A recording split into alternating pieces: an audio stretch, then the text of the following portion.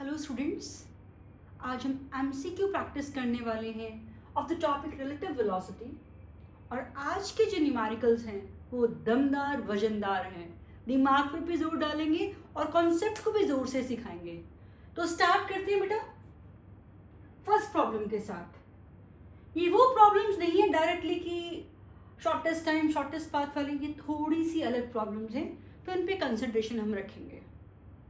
कहता है एक आदमी है जो बी पॉइंट पर पहुंचना चाहता है, wants to reach point B on the opposite bank. वो यहाँ नहीं पहुंचना चाहता, शॉर्टेस्ट पाथ वाले केस नहीं है ये, ना शॉर्टेस्ट टाइम वाला है, ये बी पर पहुंचना चाहता है। और रिवर फ्लो कर रही है 4 मीटर पर सेकेंड की स्पीड से। आदमी ए से स्टार्ट होता है। वो मिनिमम कितनी स्पीड रखे ताकि वो बी पर पहुंच जाए? बी पर पहुंचना है but with the minimum speed. इसमें थोड़ा सा मैथमेटिक्स भी इन्वॉल्व होगा, आप ध्यान से सुनिएगा।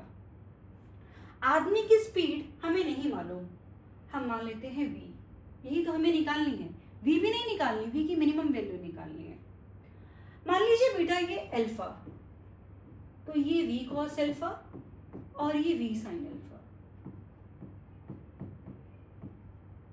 ओके, ये डिस्टेंस 40 है, ये 30 है, पर ये भी तो 4 इस तरफ लग रहा है, राइट? तो आदमी को 30 मीटर डिस्टेंस चलाने वाला कौन कौन है? ये 30 किसके कारण आ रहा है? कौन कौन से वेलोसिटी के कारण आ रहा है? एक तो v cos अल्फा और दूसरी स्पीड वाटर की वेलोसिटी 4, राइट। और आप ऐसा भी कह सकते हैं कि जो ये 30 मीटर है वो किसके बराबर है? v cos alpha plus 4 into में जो भी टाइम लगा होगा t। और जो ये आपके पास डिस्टेंस है 40, उसे चलाने में कौन सा कंपोनेंट काम आ रहा है? v sin alpha. तो आप कह सकते हो जो ये 40 मीटर का डिस्टेंस है ये है v sin अल्फा इंटू में t, राइट? बिल्कुल इजीली क्लियर होगी हमारी बातें। ओके, अल्फा क्या है? वो वेलोसिटी जिस एंगल पर वो खुद से चला, पानी ने बहा के उसके एंगल को ऐसे कर दिया, राइट? यानी ऐसे चला होगा, ऐसे पहुंचा गया। हमने इन दोनों इक्वेशन को डिवाइड कर दिया, 3/4 आ गया v cos alpha plus 4 upon v sin alpha.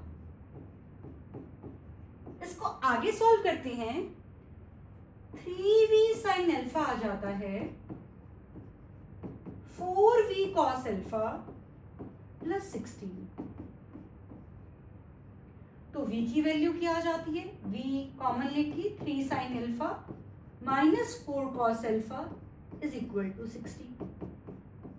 तो बच्चों v आ गया 16 upon 3 sin alpha minus 4 cos alpha,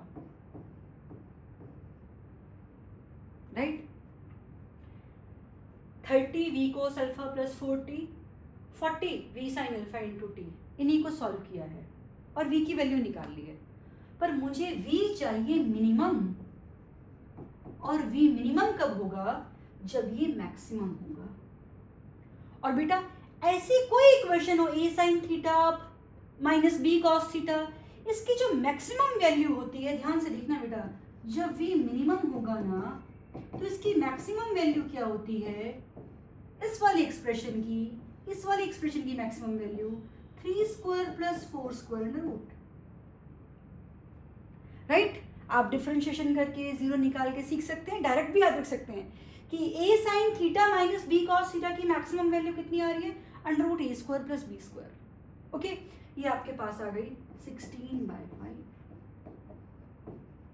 and this is the answer. Okay, समझ गए? बहुत सारी जगह पे गलत आंसर भी इसके मेंशन किए गए हैं क्योंकि उन्होंने सोच लिया कि शायद वो डायरेक्ट ऐसे गया है, पर वो ऐसे डायरेक्ट नहीं गया।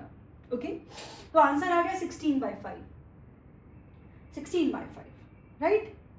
था ना फर्स्ट क्वेश्चन अच्छा वाला, बढ़िया वाला था ना? ओके, चलते नेक्स्ट क्वेश्चन पर।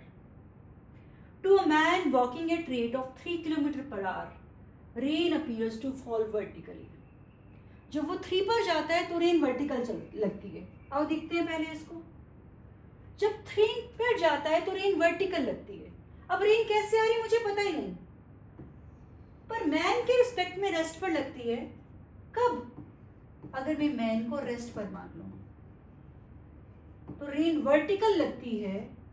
मैन को रेस्ट पर मानने का मतलब है अपोजिट वेलोसिटी 3 दे दी, और रेन वर्टिकल लगने का मतलब है कि रेन का जो Vx है वो किसके बराबर है? 3। Vy हमें अभी नहीं पता। इतनी बात समझ में आई? क्योंकि रेन वर्टिकल लग रही है तो 3 और Vx बराबर है। मेरे मैन की वेलोसिटी जो भी थी ये अपोजिट करके रेन को दे दी। अगला पार्ट पढ़ते हैं।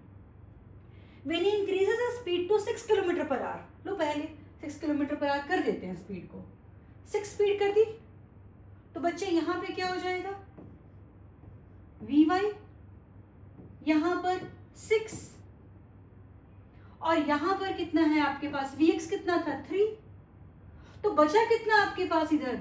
ओनली 3 और ये Vy, राइट? अब आगे बढ़ते हैं। तब कहता है कि रेन लगती है 45 डिग्री विद वर्टिकल से आते हुए। 45 डिग्री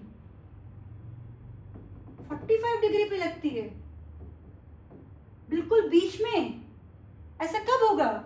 जब Vy किसके बराबर होगा? 3। बेटा Vy भी 3 आ गया और Vx भी 3 आ गया, तो V की वैल्यू कितनी हो गई हमारे पास? Under root of Vx square plus Vy square. 3 square plus 3 square under root, यानी कि 3√2।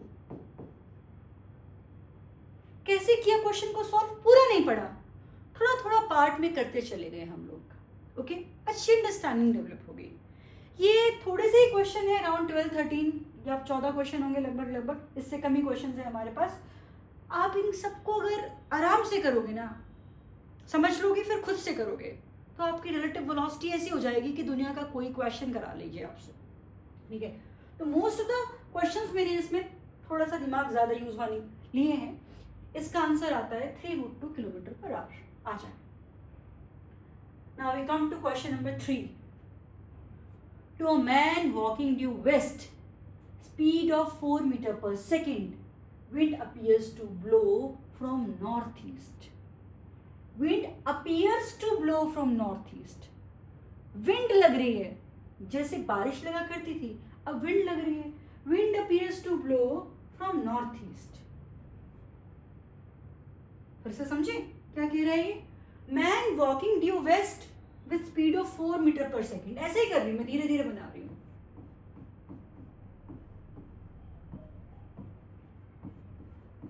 अब अगर मैं मैन को रेस्ट पर मान लूं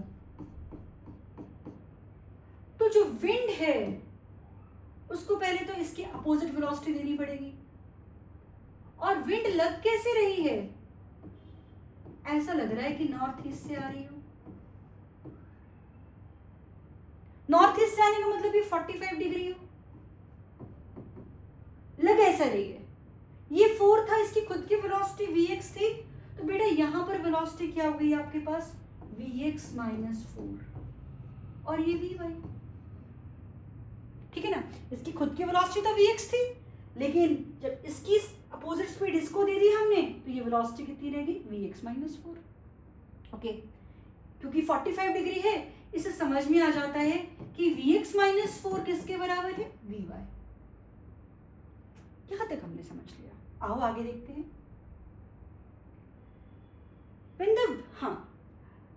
When he speeds increases his speed to 7 metre per second, तो पहले स्पीड को 7 करते हैं, फिर आगे चलेंगे। When he increases his speed to 7 metre per second, लो 7 कर दे, right?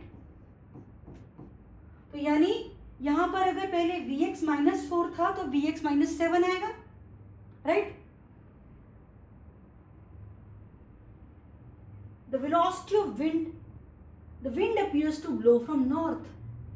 The wind appears to blow from north. ऐसा लग रहा है कि विंड तो नॉर्थ से ही आ रही है। ओके, पहले कहां से लग रही थी आते हुए? पहले लग रही थी नॉर्थ ईस्ट से आते हुए, अब लग रही है केवल और केवल नॉर्थ से आते हुए। इसका मतलब सिर्फ ऐसी लग रही है विंड। विंड ऐसे लगने का मतलब केवल Vy लग रहा है हमको। ठीक है, कब? जब ये 7 था, मतलब ये 7 था। उस समय पर 7 और vx क्या हो गए, कैंसिल। या आप ऐसे भी कर सकते हो, 7 को इधर ले जाके vx माइनस 7 क्या हो गया है, 0। या सीधा बोल सकते हो कि vx क्या हो गया है, 7। बस अब तो क्वेश्चन हो गया। vx आपके पास 7 आ गया, vy क्या है, vx माइनस 4, तो vy कितना आ गया, 7 माइनस 4 यानी कि 3। पूछा क्या है क्वेश्चन में, देख लेते हैं।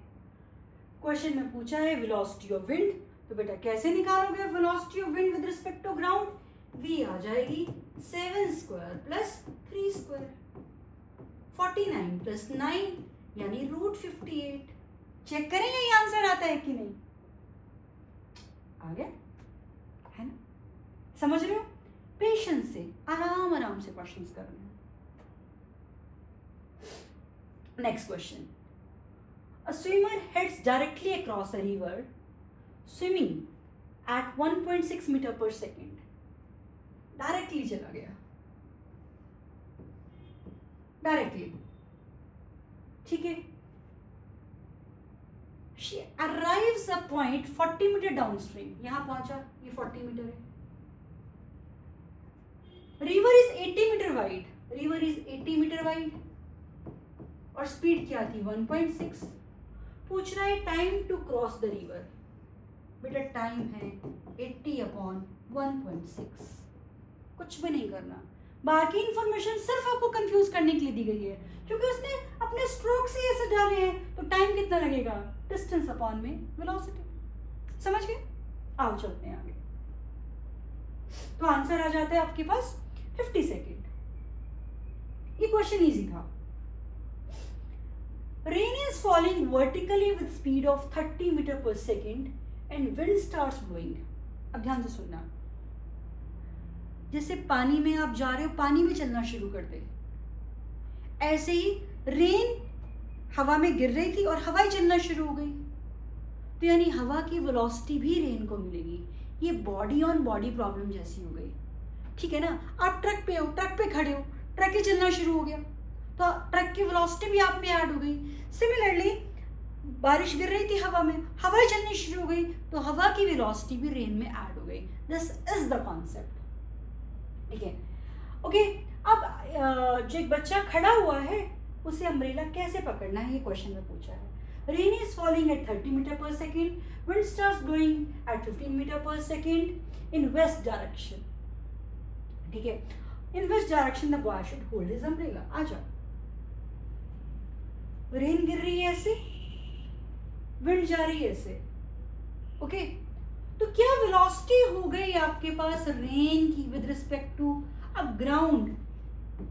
रेन गिर रही है विंड में और विंड खुद चल रही है, अब रेन को विद रिस्पेक्ट टू ग्राउंड नहीं है। आप ऐसा भी कर सकते हैं, कैसे, -30i -30j -15i, और ऐसे सॉल्व कर सकते हो, या डायग्राम से भी सॉल्व कर सकते हो कि ये 30 है और इसमें इसकी वेलोसिटी भी ऐड हो गई 15, तो नेट वेलोसिटी आपके पास ये आ गई।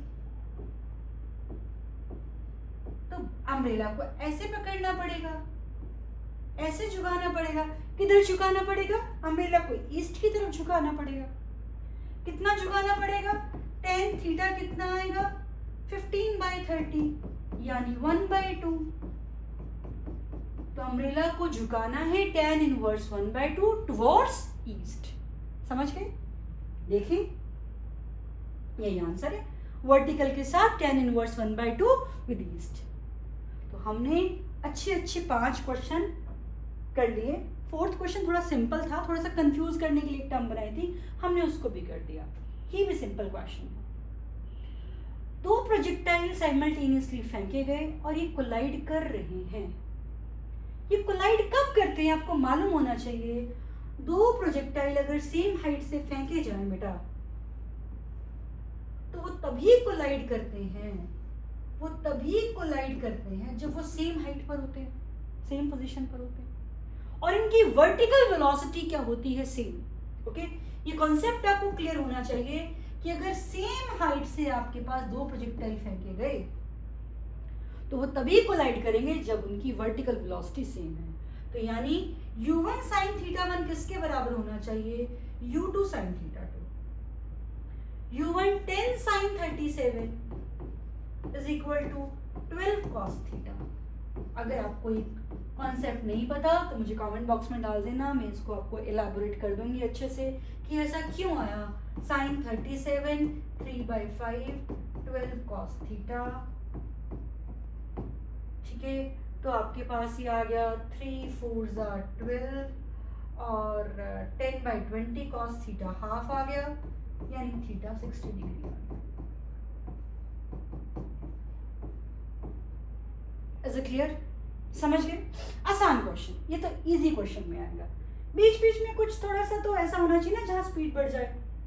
Okay, it's a wonderful question. काफी सारी चीजें हमें धीरे धीरे करके सॉल्व करनी है, धीरे धीरे। कहता है a man in boat, a man in boat, a man is boat नहीं, a man in boat intends to cross the river from A. यहां से शुरू करना है उसे। If he rows perpendicular to bank, अगर वो ऐसे जाता है तो उसे 10 मिनट लगते हैं दूसरे रास्ते तक। दूसरे अगर वो ऐसे जाता है तो दूसरे किनारे तक पहुंचने के लिए उसे 10 मिनट लगते हैं। ऑब्वियसली अगर वो ऐसे जाएगा ना बच्चों, अगर वो ऐसे जाएगा तो कुछ इधर पहुंचेगा, ठीक है। ही रीचेस पॉइंट सी, इन्होंने लिख भी दिया और डिस्टेंस दे दी 120 मीटर। तो पहले इतना डायग्राम हम देखते हैं, फिर आगे चलेंगे। ये ऐसे चलता है, 120 मीटर पहुंचता है, राइट। कितना टाइम लगता है? कहता है 10 मिनट टाइम लगता है। ऐसे चलता है, सी पर पहुंचता है, टाइम कितना लगेगा?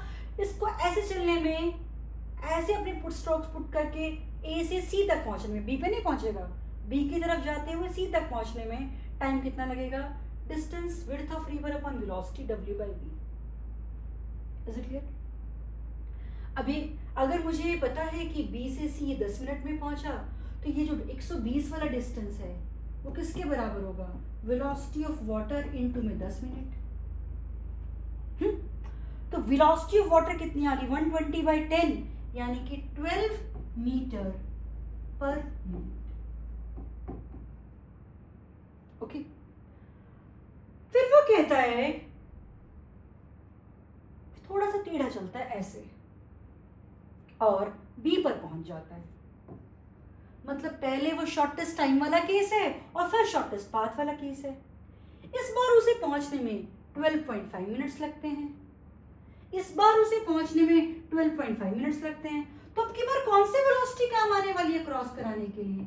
v cos अल्फा, और ये v sin अल्फा,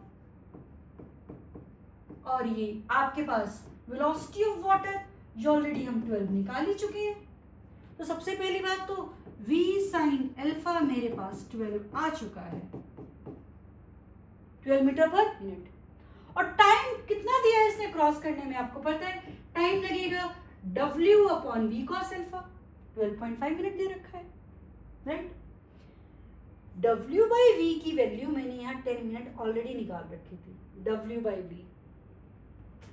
तो 10/cos अल्फा इज 12.5 और यहां से cos अल्फा आ जाता है 10/12.5, यानी कि 4/5। ऑब्वियसली अल्फा कितना आ जाता है? 37 डिग्री। अल्फा आ गया 37, तो v sin 37 आपके पास 12 आ गया। sin 37 कितना होता है बेटा? 3/5। तो v आ गया, v इंटू 3/5 आ गया 12, तो v आ गया 20, v20 आ गया। इस बात को समझे? पूछा क्या है? विड्थ ऑफ रिवर पूछा है आपसे, विड्थ ऑफ रिवर। तो आपके पास 10 है w/v, तो 10 इज w/v। v कितना निकाला था हमने? 20। तो विड्थ ऑफ रिवर हमारे पास निकल के आ गया 200 मीटर। दो अलग अलग क्वेश्चंस और उनको फिर मर्ज किया गया है, ये है इस क्वेश्चन के अंदर। तो सारा कुछ हमारा क्लियर हो जाएगा अगर हम इसको ध्यान से देखेंगे तो, राइट। पहले शॉर्टेस्ट टाइम में टाइम लगा W/v और 120 किसके बराबर आई आपके पास, velocity of water into time. फिर यहाँ पे टाइम कितना लगा, W/v cos अल्फा, और जो वाटर की वेलोसिटी थी वो v sin अल्फा के बराबर आ गई। बस उसके बाद तो इक्वेशन से सॉल्व करनी और कुछ नहीं करना। आ जाए, आंसर है आपके पास 200 मीटर। 7 क्वेश्चंस तक हम पहुंचे हैं और बहुत अच्छे क्वेश्चंस हम कर रहे हैं। ये क्वेश्चन आसान है। If a boat moves distance x downstream, downstream मतलब velocity of boat plus velocity of water in time t, then turns back, जब उल्टा चलेगी तो वेलोसिटी क्या लेंगे हम, बोट इधर वाटर इधर, तो ऐड कर दिया। अगली बार बोट इधर जा रही है, वाटर इधर जा रहा है, तो वेलोसिटी क्या हो जाएगी बोट की, x नहीं चला, सॉरी अब की बार वो y चला है।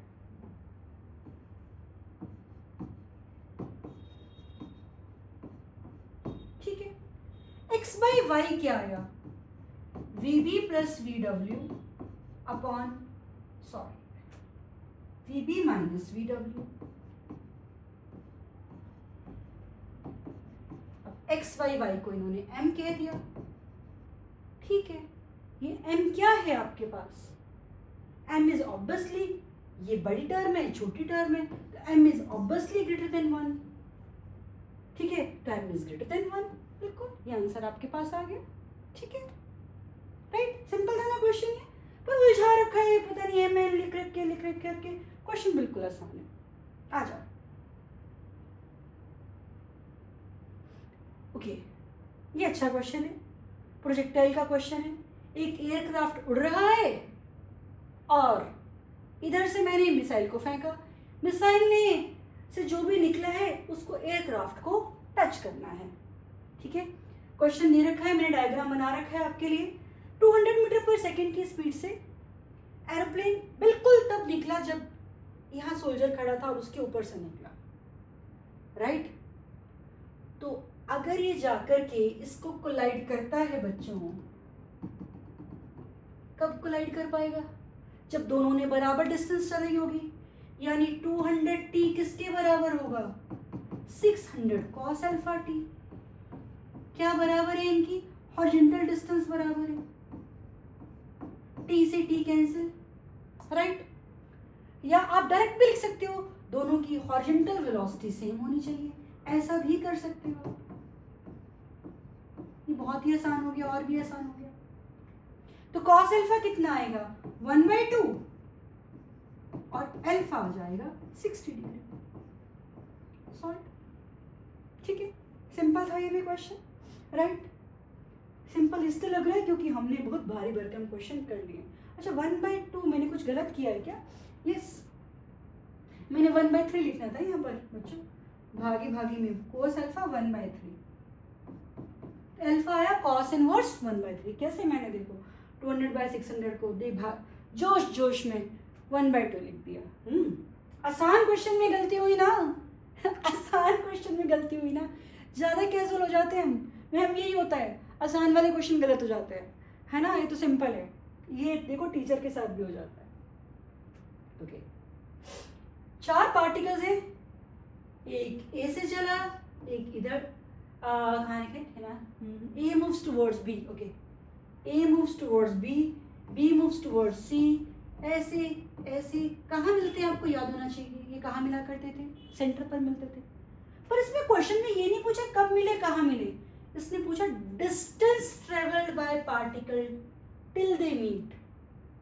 डिस्टेंस, जब ए चला, चलते कैसे चलता था, आपको याद है ये बात, कैसे चला करता था ए, हमें पता है वो ए चला करता था ऐसे, ये ऐसे, ये ऐसे, ये ऐसे।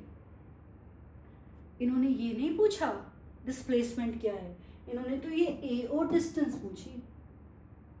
ये कैसे निकालें मैडम, अरे यार ये कैसे निकालें, बहुत आसान है। डिस्टेंस क्या होती है, स्पीड इनटू टाइम। स्पीड क्या है, v, टाइम t, हम यहां से निकाल लेंगे। कैसे निकाला करते थे टाइम t, यहाँ पर a अपॉन v का कंपोनेंट a हो गया अलोंग v cos 45। अगर ये याद नहीं है तो एक और वीडियो पहले जो है उसको देखिएगा, वहाँ पे 4 तरह के क्वेश्चन सॉल्व कर रखे हैं। AO upon v cos 45, A upon v, AO कितना होता है हमारे पास, अगर ये L है तो ये L/√2 होगा, AO अपॉन v/√2। इन्होंने कितना दिया, L ही दिया कुछ और दिया, L ही दिया है, ठीक है। तो ये आ गया L/v, तो बस यहाँ पुट कर दो, v है आपके पास v और टाइम है L/v, तो आंसर आएगा L। देखो डिस्टेंस निकाल ली हमने, राइट। तो ट्राइंगल वाले क्वेश्चन में, पॉलीगन वाले क्वेश्चन में, सब में ऐसे डिस्टेंस निकालनी है आपने v इंटू टी से, ओके। तो घबराना नहीं, नया क्वेश्चन है नहीं, टी तो आपने निकाल रखा है, तो को v से मल्टीप्लाई कर देना, तो आंसर आ गया है L। और हम आगे हैं क्वेश्चन नंबर 11 पर। बाप रे क्या क्वेश्चन दिया है।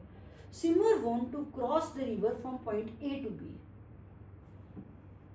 स्विमर को A से B पर पहुंचना है, राइट, ओके। बट वो पहुंचना ऐसे चाहता है पर चल ऐसे रहा है v वेलोसिटी से, और वाटर की वेलोसिटी भी v है, ठीक है। थीटा बता दो। वाह वाह, कितनी कैलकुलेशन करनी पड़ेगी, आप सोच भी नहीं सकते कितनी कैलकुलेशन आने वाली है। डरना मत, अभी फटाफट से कर देंगे वो सारी कैलकुलेशन हम। अरे भाई कितना आसान क्वेश्चन है, अगर आपने समझ लिया। v और v के दोनों बराबर है, इनका रिजल्टेंट ये वेलोसिटी ए बी के अलॉन्ग आ रही है, तो बिल्कुल इन दोनों का रिजल्टेंट इन दोनों के बिल्कुल बीच से जाएगा कि नहीं। यहाँ थोड़ा सा लग नहीं रहा, बना देती हूँ। इन दोनों वेलोसिटी का रिजल्टेंट बिल्कुल इसके बीच से जाएगा।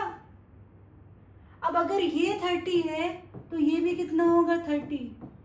लो भाई क्वेश्चन हो गया। अदरवाइज तो लगे रहो कंपोनेंट निकालने में, क्रॉस कराने में, है ना आसान, थोड़ा सा दिमाग लगा दिया तो good. Now move to question number 12। ये भी अच्छा क्वेश्चन है। मैम आप तो सारे क्वेश्चन को अच्छे बोलते हो, जो करना है वो अच्छा ही है, जो करना है वो तो अच्छा ही बोलेंगे, हम बोलेंगे अच्छा नहीं है तो कर कैसे पाएंगे। A pilot is suppose to fly east from A to B। ये भी रिवर बोट जैसी प्रॉब्लम है और आसान है। जैसे बोट चलती थी पानी में और पानी चलने चाहता था तो वो ऐसे पहुंच जाती थी। इसी तरह से एयरक्राफ्ट चलता है हवा में, हवा उसको मोड़ दे तो वो ऐसे पहुंच जाएगा। पर क्या कह रहा है वो कि उसे ईस्ट में जाना है from A to B, A से B जाना है इधर, ओके समझ गए। तो आप प्लीज समझें, अगर ये उसकी वेलोसिटी v है और ये वेलोसिटी u है, तो A से B जाने की वेलोसिटी क्या होगी। आप डायरेक्टली पाइथागोरस थ्योरम लगा सकते हो जो आप कहना चाह रहे हो, पर नहीं, पाइथागोरस थ्योरम डिस्टेंसेस के लिए हम बोलते हैं। बेसिकली आपके पास this square minus this square ये आ जाएगा, पर पाइथागोरस बोलना सही नहीं होगा, ठीक है। कैसे आता है अगर आप पूरा जानना चाहो, ये v ये u, तो आपके पास v cos अल्फा क्या हो गया, v cos अल्फा आपके पास हो गया u, और ये क्या है v sin अल्फा। आपको ये v sin अल्फा निकालना है तो बहुत आसान है। v sin अल्फा क्या होगा, 1 minus cos square alpha. Cos alpha की वैल्यू कितनी होगी, 1 minus u square by v square, right. तो कितना आ गया सॉल्व करके, v square minus u square by v square, यानी root v square minus u square, ठीक है। क्या मेरी बात समझ में आई आपको। तो आपको पता होना चाहिए कि अगर ये v है ये u है तो ये कितना होता है, root v square minus u square, ये हमें पता होना चाहिए, ओके समझ में आई। Obviously u v cos alpha के बराबर होता है और ये velocity root v square minus u square होती है। आ जाओ, ओके पहले क्वेश्चन तो पढ़ लें। तो इसे a से b तक जाना है और वापस आना है, a से b तक डायरेक्ट जाना है और वापस आना है। तो जाने और आने का तो केस एक जैसा हो गया। तो कैसे करेंगे हम इसमें? मुझे पता है कि ये स्पीड v है, ये स्पीड u है, तो इसके अलॉन्ग स्पीड कितनी आ रही है? v square minus u square root. तो टाइम कितना लगेगा? विड्थ कितनी है रिवर की? सॉरी रिवर पे नहीं है, L, A B distance is L, L river जैसा ही है ना बिल्कुल। तो कितना है ये? एल चलना है उसको, L upon under root v square minus u square. ठीक है, और इसको हम क्या कर देंगे? सिंपली बताओ शाबाश, डबल। Is it right? चलिए आगे। तो आपके पास आ गया सेकेंड आंसर, राइट? चले। A swimmer can swim in still water at speed of 5 meter per second and takes T1 and T2 to cross the river in shortest time. बेटा shortest time में ऐसे जाता है तो टाइम कितना लगता है? v1 by u, sorry width of river by v। पर जब वो शॉर्टेस्ट पाथ लेता है, ये u, तो अब उसकी वेलोसिटी कितनी रह जाती है? अभी सिखाई थी मैंने आपको, root v square minus u square. T2 कितना होगा? W upon root v square minus u square. ठीक है, समझ गए? ऑब्वियसली ज्यादा, ये कम है और ये ज्यादा है। कहता है अगर स्पीड ऑफ रिवर इंक्रीज कर दे, इसको इंक्रीज कर दे, किसको? सॉरी यू को इंक्रीज कर दे, तो इस पे तो कोई फर्क नहीं आएगा, पर इसको इंक्रीज करने से ये कम हो जाएगा और T2 बढ़ जाएगा। ठीक है ना, क्योंकि काफी सारा हिस्सा u के अगेंस्ट यूज हो जाएगा। ये v, ये u, v square minus u square काफी कम हो जाएगा, T2 बढ़ जाएगा। तो आपके पास आंसर क्या आएगा? T1 is equal to T1 dash, T2 is less than T2 dash. Okay, last question, और काफी अच्छा क्वेश्चन। फिर बोलोगे मैम आपके लिए सारे क्वेश्चन क्या हैं? यस, अच्छे। Swimmer swims in still water at speed of 5 kilometre per hour. He enters a 200 metre wide river having river flow speed of 4 kilometre per hour at point A and proceed to swim at angle 127 degree. इतना diagram मैंने बना रखा है। 5 की speed से जाता है 127 degree पर और वाटर फ्लो कर रहा है 4 की स्पीड से। ठीक है, with the river flow direction another point B is located directly across on the other side। ठीक है, यहां तक हम देखते हैं पहली बार, पहले इसको समझते हैं। तो बेटा इस क्वेश्चन के अंदर ये 5 की स्पीड से जा रहा है और वाटर 4 की स्पीड से जा रहा है, क्योंकि ये 127 डिग्री एंगल है, ये 53, तो ये वेलोसिटी हो गई 5 cos 53, राइट? और ये आ गई 3 किलोमीटर पर आवर। तो अभी शॉर्टकट सिखाया था, ये 5 है ये 3 है, तो ये कितनी हो जाएगी आपके पास?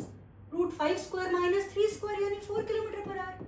बल्कि आपको शॉर्टकट की जरूरत नहीं है, आप डायरेक्टली बता सकते हो कि कॉम्पोनेंट 5 का 3 है तो दूसरा 4 हो गया, राइट?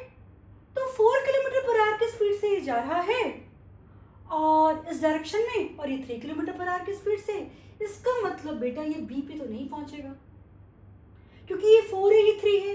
इस डायरेक्शन में नेट वेलोसिटी कितनी बच जाएगी? 1 kilometre per our. 1 kilometre per our velocity बच जाएगी। तो बेटा बीसी डिस्टेंस किसके बराबर होगा? 1 किलोमीटर पर आवर की वेलोसिटी इनटू में टाइम इस रिवर को क्रॉस करने का। क्या रिवर की चौड़ाई दी रखी है? यस, रिवर की जो ये चौड़ाई है वो है 200 मीटर, यानी कि 0.2 किलोमीटर। पर किस स्पीड से क्रॉस करेगा? 4 किलोमीटर पर आवर।